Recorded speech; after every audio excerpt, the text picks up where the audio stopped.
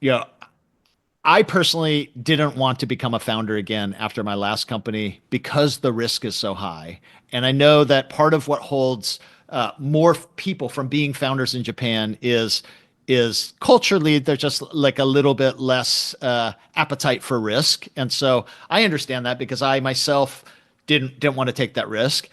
The reason that I am going to go back and become a founder again is because of AI.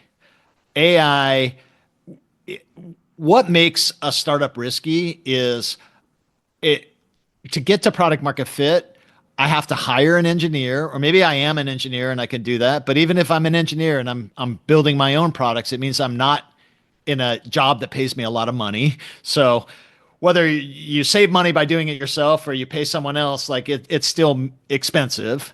And and that it's going to take months and months to try different variations of products to maybe get to product market fit. Like that's really hard and takes a lot of time. So like I look at it, I'm 54 years old. I look at it like maybe I find product market fit and build a company that becomes pretty good and it takes me about 10 years to do it. Do I really want to spend the next 10 years? Do I have the energy to spend the next 10 years doing that?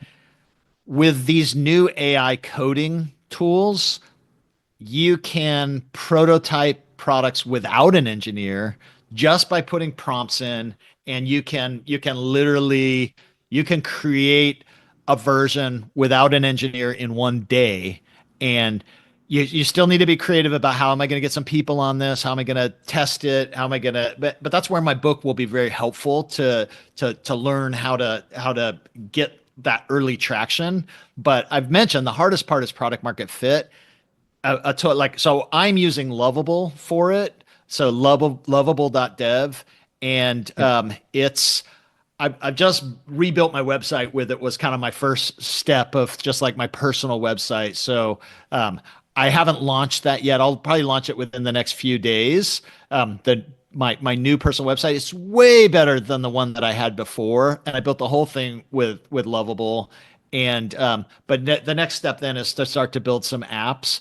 But the fact that the design looks great, the engineering looks great, it doesn't mean that I'm not going to be. Yeah, I don't think I could grow the whole business without engineers, but I can at least get to the part where I have that product market fit validation, and then I can invest in some engineering resources. So, given my low appetite for risk and having seen so many people in Japan having a similar low appetite